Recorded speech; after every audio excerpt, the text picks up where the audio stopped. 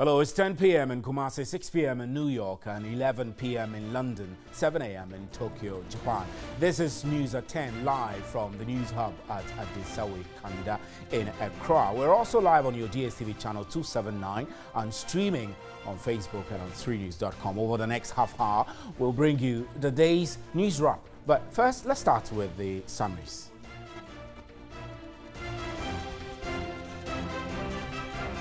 The Ghana National Association of Small-Scale Miners sends a strong warning to politicians, traditional leaders and others they refer to as strong people in society to stay off illegal mining, vowing to expose anybody who violates the mining law. At a media briefing here in Accra, the association indicated it would now show leadership by self-regulating the country's small-scale mining industry.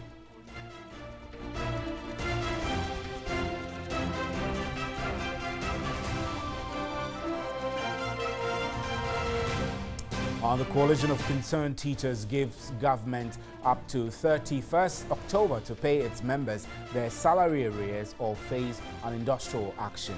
In a communique issued after its national executive meeting in Tamale, the group indicated its full support for the double-track system if only lecturers are not shortchanged or overburdened without the necessary remuneration.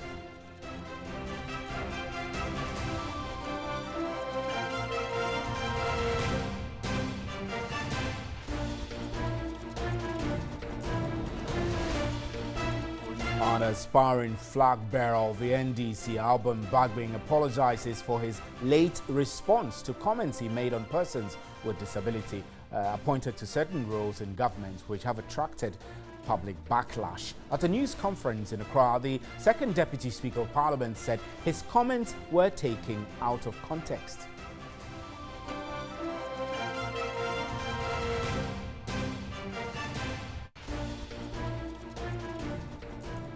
Those are major news highlights. Remember, we're streaming live on Facebook and you can hear me on 3FM 92.7. Up next is a big one.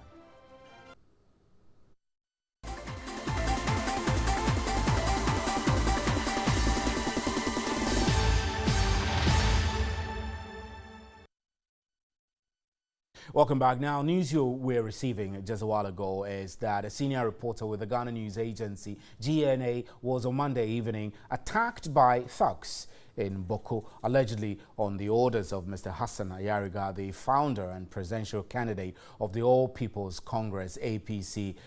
Jerry Azanduma was lured by the group, who claimed they were going to hold a press conference to be addressed by Mr. Ayariga, and he, Azanduma, obliged to cover the event. The men, numbering about 5, drove their car and the reporter to Hassan Ayariga's house instead of the scheduled venue where Mr. Ayariga allegedly ordered the men to subject him to severe beating after questioning him over a story he wrote about him. According to Mr. Azanduma, he was severely beaten in the presence of an armed policeman who stood by helpless, leaving him to suffer bruises all over his body, including injuries to both of his eyes. But for the timely intervention of some security personnel who were tipped off, the reporter's ordeal and fate could have been terrible, according to the Ghana News Agency.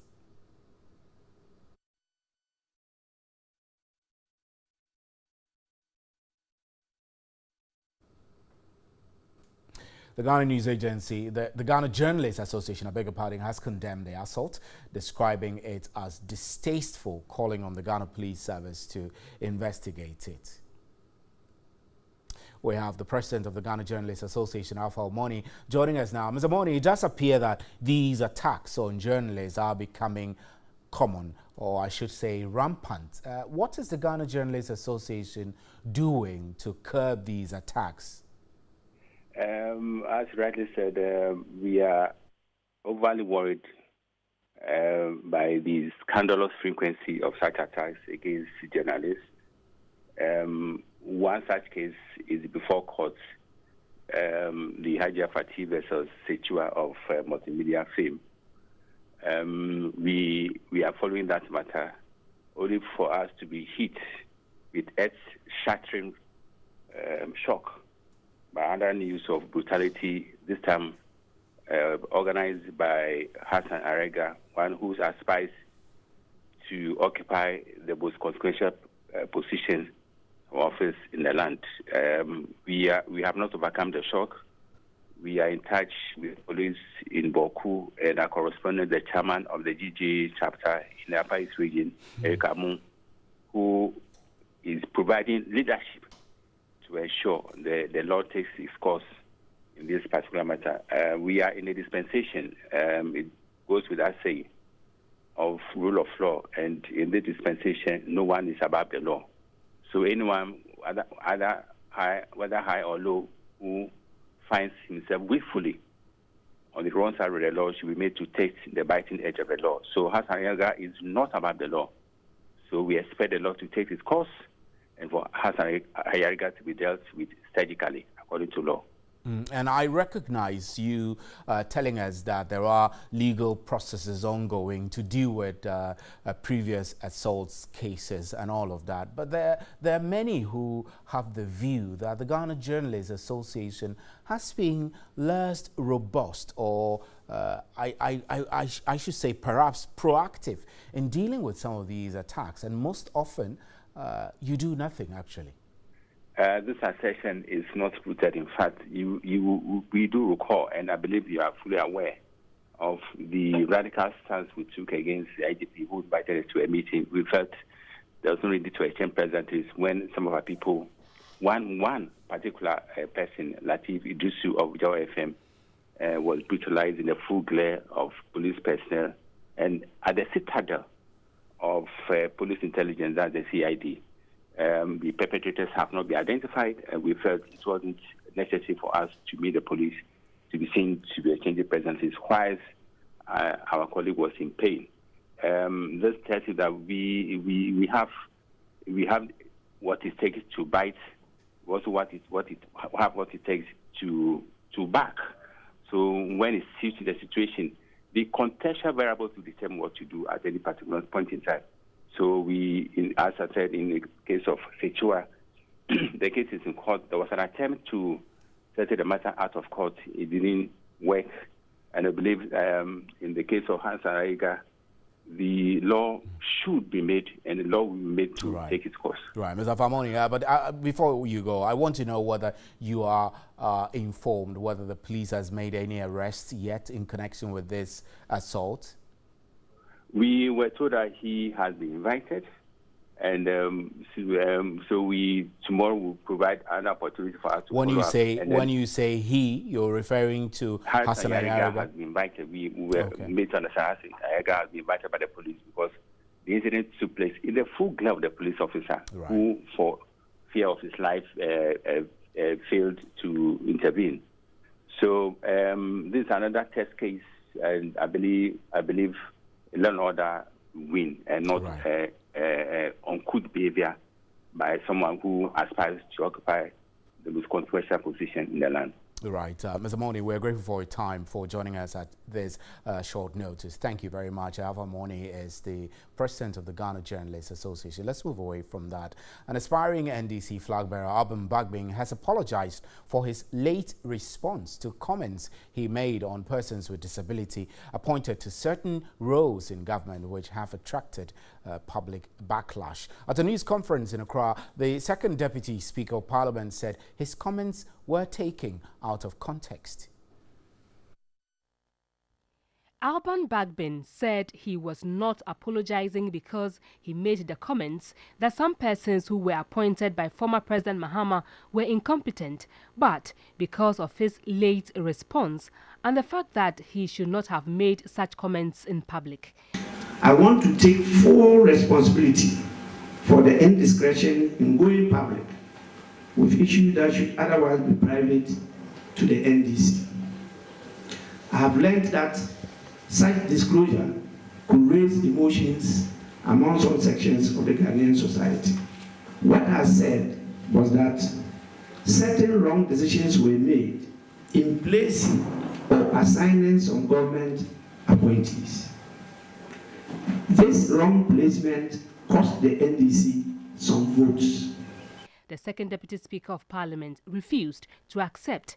His comments were attack on persons with disabilities as portrayed on social and traditional media, insisting he did not say those persons he mentioned were not competent to hold public office.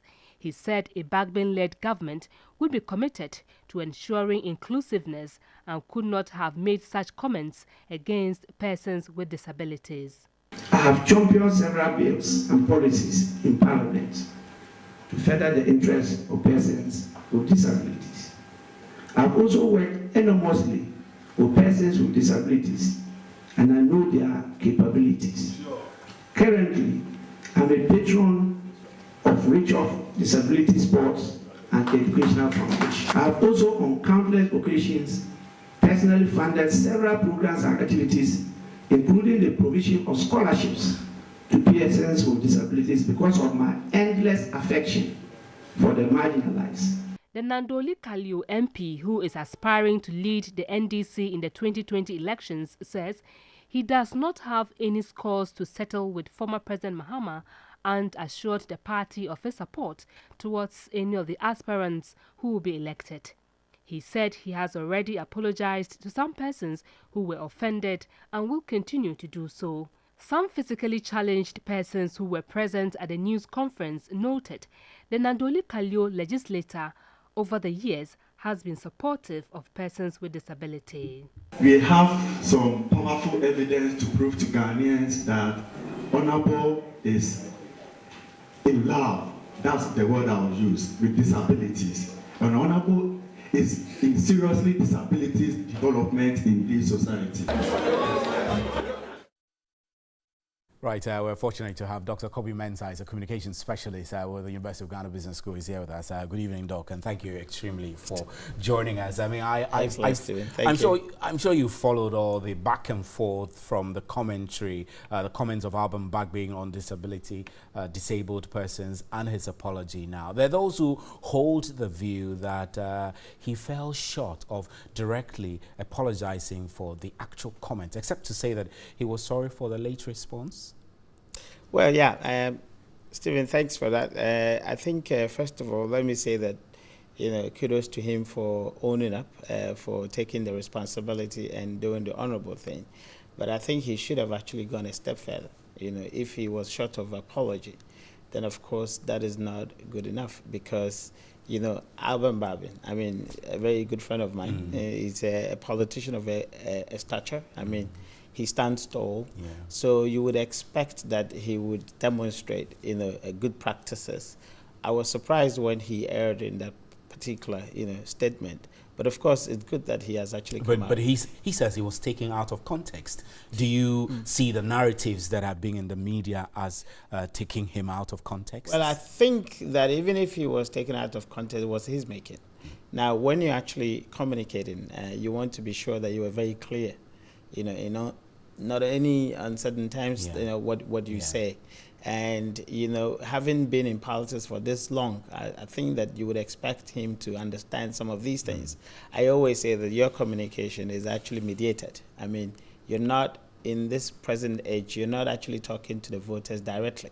You talk through certain media, and therefore you don't want someone to misinterpret or interpret your thoughts, your comments, your statement in a different way that you mean it, which means that you have to be very clear what you say and you have to be responsible for what you say. I think that he erred. I've heard it, and I think that the examples that he chose weren't the best examples. I mean, there were other examples he could use.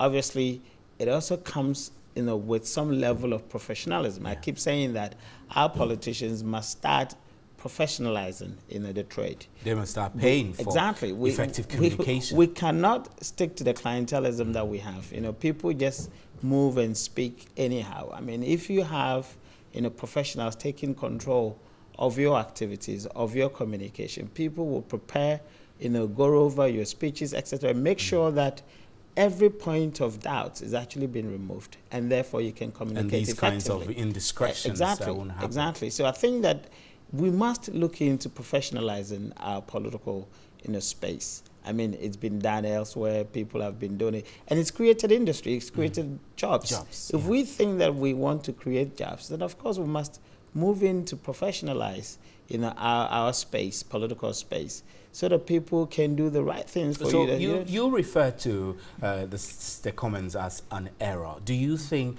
this is a grave error which could affect his presidential ambition or perhaps put an end to his political career? Well, I don't think so. I think that it's about strategy. I mean, how do you come back? First step, having, you know, accepted responsibility is one good way of doing it. I think that he must, from now on, have a very good strategy, you know, to convince people that that's not who he is, and therefore, you know, people should, you know, bear with him. I mean, people have made errors. I mean, we know what, you know, others have said, you know, very grave issues, but they've come back, you know. So I think that it's not something that can actually sink his sail. I think that he can strategize and come back strongly, you know. Like I said, he's a fine politician, and therefore he would learn from this. But he has to strategize because the competitors in there are not you know, joking. Exactly. But tell me, what are the chances of Alban Bagbin for the primaries, the NDC's primaries, seeing that there is Spio Gabra there is John Mahama there, Joshua Alabi is there, Sylvester Mensah is there. What are his chances, really? For me, I think it's equal playing field. I mean, I always say that it's about strategy. How do you strategize? I don't think that, you know, the idea of baggage, etc., you know, is an issue. Right. Every politician. I'll have you hold briefly. Let me take a quick story and then we'll talk to that also. A former Trade and Industry Minister and NDC flag bearer hopeful Echo Spio Gabra says the corruption and incompetence tag on former President Mahama would affect the party's chances in the 2020 general elections. He was speaking on Sunrise Morning Show on 3FM. The word incompetent has become a popular word in Ghanaian politics. It was first used by the then running mate of the New Patriotic Party in 2016, Dr. Mahmoud Bawumia, to describe the level of knowledge of the former president, John Mahama. This government is very competent at creating, looting and sharing. This government is very competent at propaganda. This government is very competent at perpetuating doomsday. Fast forward 2018 and the former trade minister, Dr. Spio Gabra, who is also aspiring to contest the party's primaries, says the incompetent tag put on former President Mahama, who intends to contend for the NDC's flag bearership, will destroy their chances in 2020. And in the case of the flag bearership, cannot be accused by the MPP of either being corrupt or incompetent, which were the two main charges that MPP leveled against us. They leveled many charges, but all those charges cluster around the two main words of incompetent and corrupt. If you ask NDC delegates who have asked from Ashanti region to Central region to Northern and Volta region, what did we say as NDC we will do for people of Ghana? 58 people in a room, 80 people in a room, 100 people in a room, and they cannot tell me or tell themselves what we said we were going to do. You said you were going to continue. Then I asked them, yeah, Twaso. And so that people say, what does Twaso mean? Are you going to Twaso your alleged corrupt deeds? Are you going to Twaso your alleged, you know, bus branding saga, your JDAS and, you know, whatever it was that we were accused of? But when I asked the same delegates, what did MPP say they will do for Ghana? NDC delegates are able to recite what MPP said they will do. Spio Gabra also implied the former president doesn't have enough global experience. You must have practical experience, not just writing examination. Nobody has that practical experience. Not to my knowledge. Including John Mahama. Working in an advertising agency in Ghana, the second largest advertising agency in Ghana. That's why I started my career at the age of 21. By the age of 24, the general manager of that agency. Then going to the United States and working with the largest communications company in the world. That's understood. So those are the practical experiences. Are you saying John Mahama himself doesn't have the practical experience? Well, he will come and tell you what he has. I'm not here to. No, but you say all the people don't have. Not my kind of experience. The track records are there, and everybody should go and sell their own message. They don't have your kind of experience. They have other experiences, and they'll go and sell it. Not your kind of experience. Everybody's unique. We have different thumbprints and different irises in our eyeballs, and so many things that make us all unique. So I sell my experience, and they also go and sell their own. He, however, denied having said he would be the running mate to the former president, John Mahama. Right, so that's Spio Gabra there in that interview. So, Doc, you heard Spio Gabra also. The reason why I needed to break in, so I let us play this story. It's so that we put the whole thing into context. Here are contestants who are all vying for the same position. It does appear they're all throwing things about. Speaker Gabra is raising the issue of a corruption tag on John Mahama, but I do not forget that he was also part of the administration. Do you think from the way he's speaking, John Mahama might need rebranding, or perhaps any of them who were part of the government might need rebranding if the NDC is to win 2020 or make any good impact in the election? Stephen, whenever a party loses an election, they've got to go back and rebrand. So definitely they've got to do some work. Now, the point I don't get is about the idea that incompetence or corruption would make it tougher for them, because it's a tag. I mean, if you define it, and today I was listening to a news report and people are saying corruption is actually, perceptual. Of course, people have experienced it. So if you say that the government was incompetent, the previous one was incompetent and was corrupt, you must give the definition. And if you give the definition, perhaps somebody could also say that this particular one is also incompetent and also corrupt. So for me, I don't think it's a big issue. I always say that when you're going to elections, you must have a strategy. You must strategize and say, okay, you were branded incompetence. How do you correct that? How do you undo it? Exactly. And make people unlearn. Exactly. That is the key. You don't dwell on the fact that somebody has actually tagged you incompetence. It doesn't matter. What matters is, can you re-strategize in order that you can appeal to the voters to say that incompetence, that one was incorrect, or two was perceptual, as people say, or three, really, you did something good. So for me, it is about how the NDC strategized. And Doc, my last question, we're running out of time really, but my last question is that it does appear all of them are making John Mahama the target or focus. I mean, Abun Bagbin, we've heard him. We've also heard Speaker Gabra. They all appear to be threatened by John Mahama. Does it tell us really that John Mahama really is the person? Certainly. I mean, one, it is inevitable because he had been there before and he seems to be in the race. So it's inevitable for him to become a target. But two, it's also, an error on their part for focusing to focus on John Mahama, because then it makes him the de facto leader. You remember in 2000 when MPP was running, in a position, they kind of reduced the entire competition into MPP NDC and made sure that they wrote off the other parties. That way you can reduce, the players in the field and you can actually hit hard. So when you do that, you leave the rest of the competitors and you focus on John Mahama, then inevitably you're saying that he's the front runner, and that gives him the urge. No, we're grateful for your time. I wish we could go on and on, but this is NEWSAT10. We're live from our studios here at Adisawe Kanda in Accra. We have more news for you. Please stay. Don't go.